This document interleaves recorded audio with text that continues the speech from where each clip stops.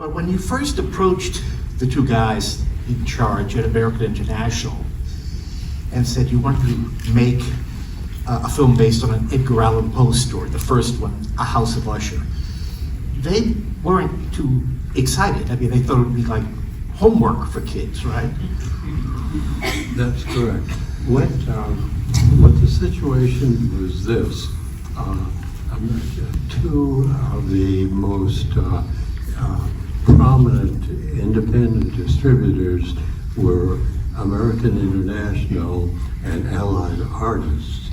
They both had a sales technique in which they put together two 10-day black and white pictures, generally on budgets of $60, $70, $80,000 each, shot in 10 days. And the idea was they sent out two pictures for the price of one. Generally, they were tied together. Two science fiction pictures, two horror films, two action films, two teenage films, which they specialized in because the major studios really were not paying attention to the fact that the audience was teenage, and they were sending out pictures with a 50-year-old leading man and a 40-year-old leading lady, which made sense to them because they were the big stars. But it had taken them years to become the big stars, but they didn't really relate to the youth audience. And American International asked me to make two 10-day black and white horror films. And I was getting a little bit tired of this concept, even though it was working commercially. But also I felt that from simply a creative standpoint, I wanted to move on. And from a commercial standpoint, these sort of sales gimmicks work for a while, and then they wear themselves out.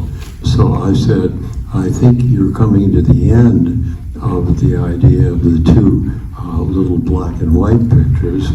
Let me have a 3-week schedule, and I want to shoot in color. And they asked me what I wanted to make was, and I said, The Fall of the House of Usher. They were not necessarily against it, but they were a little quizzical. And I remember one of the things Sam Arkoff said, there's no monster in The Fall of the House of Usher. And thinking fairly quickly, I said, Sam, the house is the monster. And on that basis, they went ahead with the film.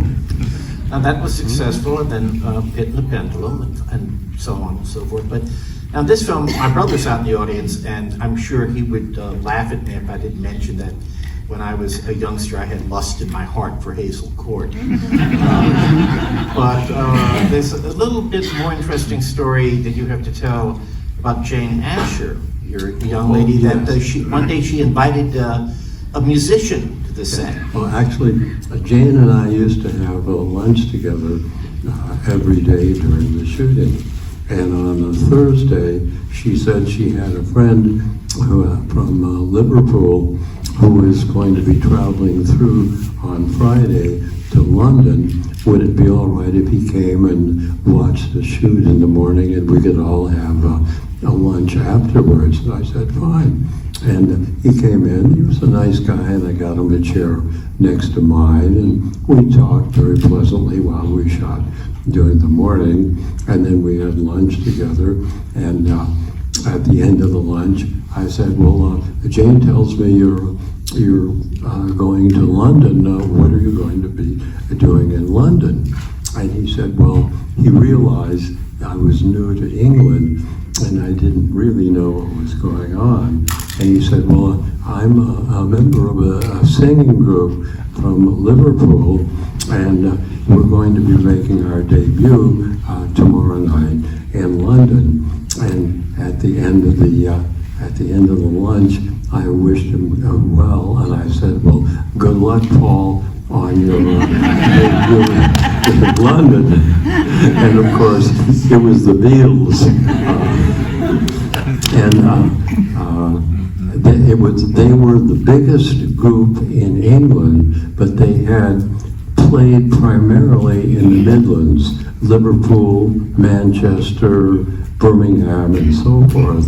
They had never actually appeared in London, even though they were already on sales of records, the #1 group. And I remember reading the London papers Sunday morning, and big headlines, Beatles conquer London.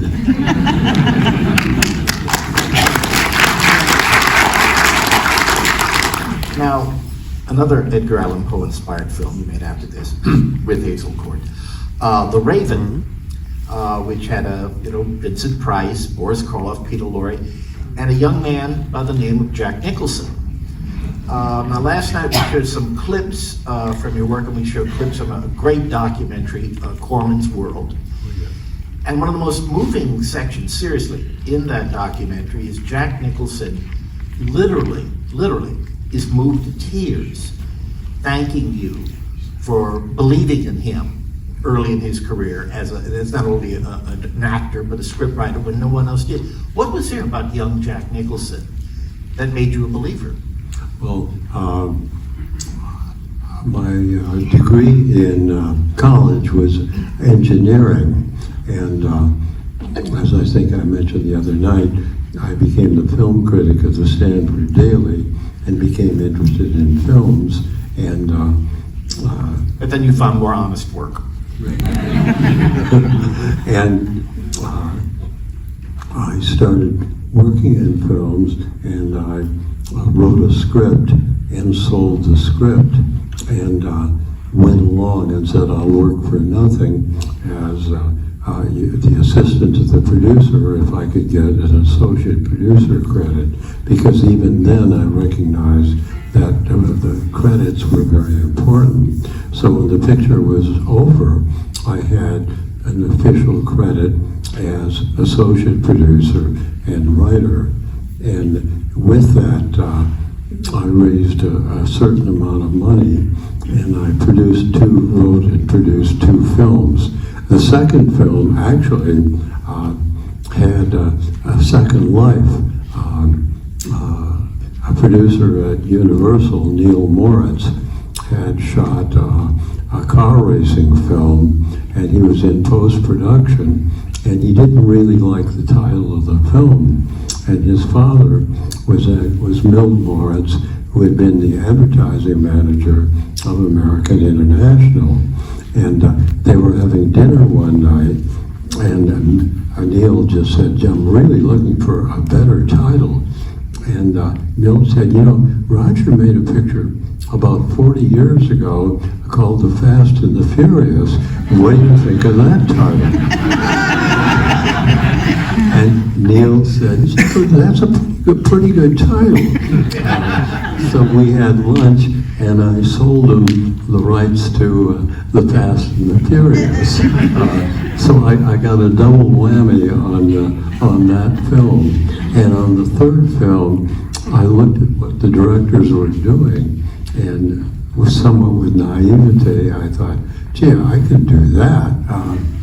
So I started directing, and maybe because of the engineering background, I learned the technical aspects, particularly working with the camera, editing, and so forth, fairly quickly. But I didn't really know that much about acting.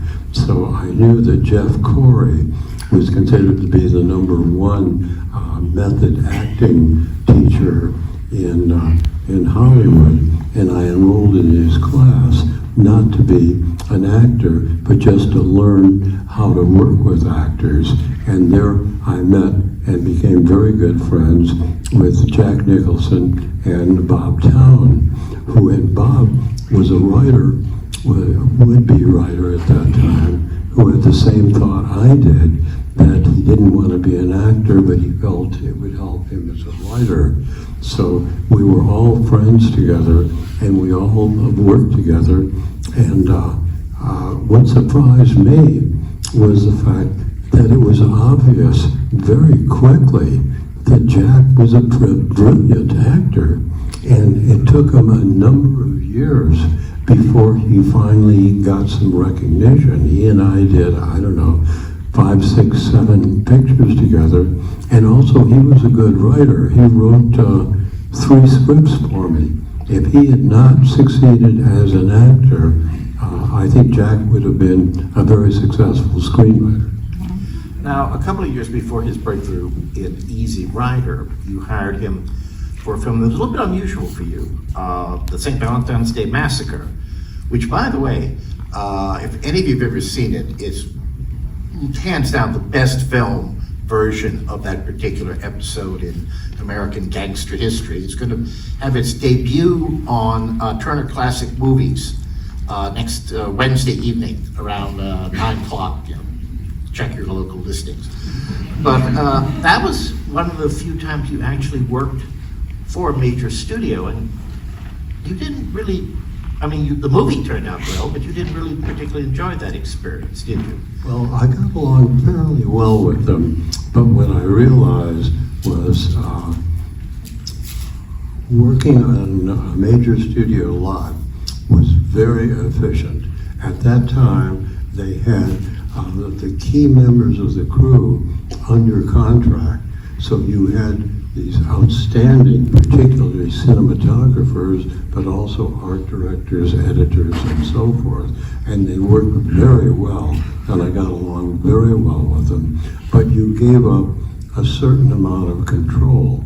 For instance, on casting, I felt, okay, I'm doing a gangster film, and I wanted to do it very accurately.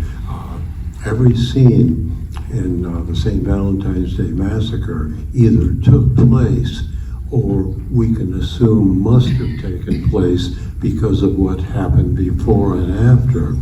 And I thought, what I want to do is differentiate in the casting and go for classical actors to play gangsters.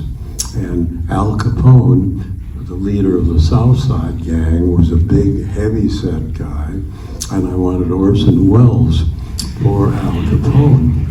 And Bugs Moran, an Irishman, was the leader of the North Side Gang, and I wanted Jason Robards for Bugs Moran.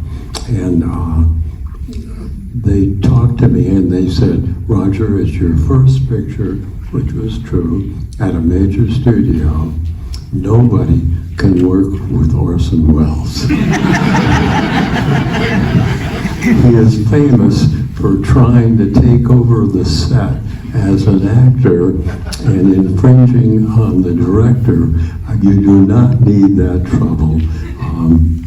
Let's switch Jason from Bugs Moran to Al Capone. We brought in a good actor, Ralph Meeker, to play Bugs Moran, and I always felt that the correct casting really was Orson and Jason. As a matter of fact, I was having dinner at a later time with Peter Bogdanovich and Orson, and I told him the story, and he said, "That's nonsense. I'm the easiest actor in the world." Now, you later produced a movie called Capone with Ben Gazzara. Yes.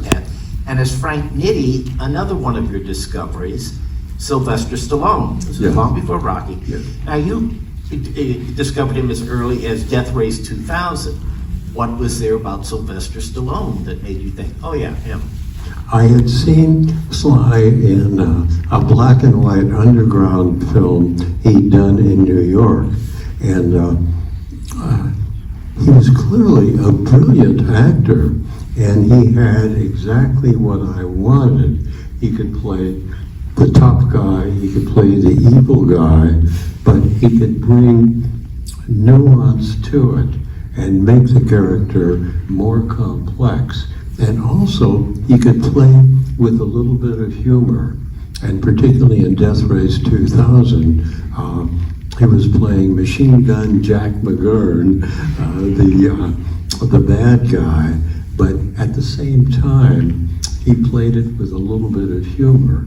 And I've always felt that although he's become a great star, he's really underrated as an actor.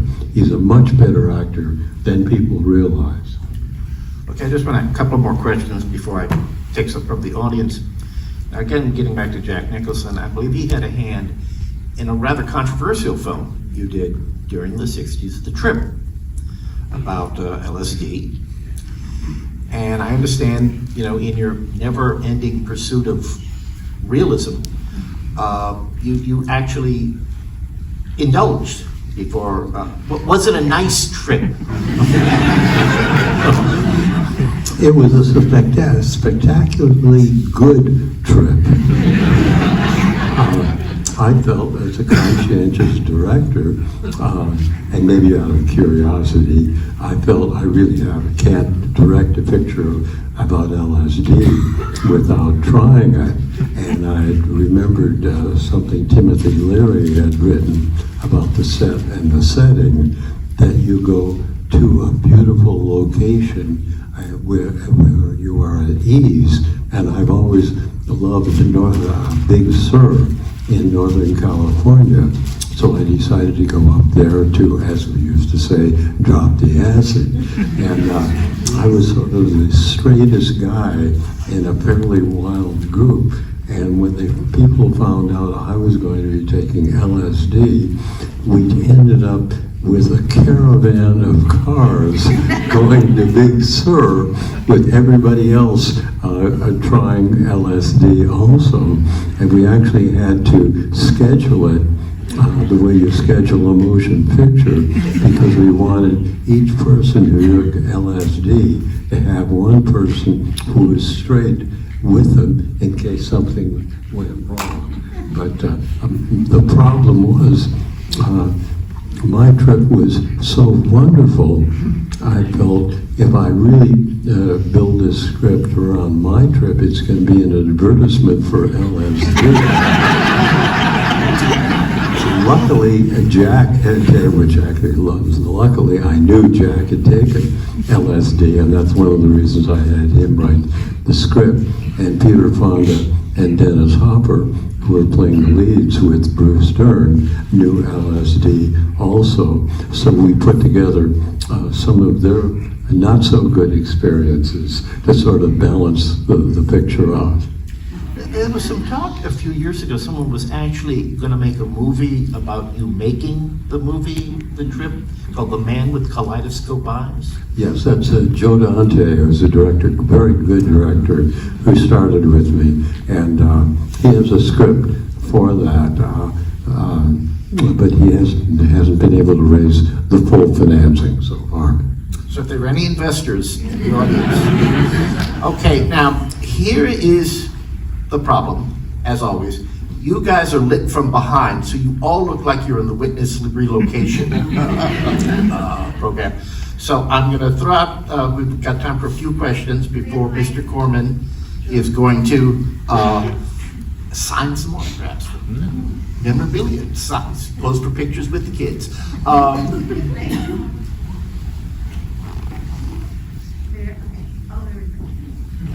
You can speak loudly if you want, or I can bring your mic over. All right. Well, my name's Sarah, and well, I wanted to thank you both for coming here tonight and showing us this wonderful film adaptation of Edgar Allan Poe. So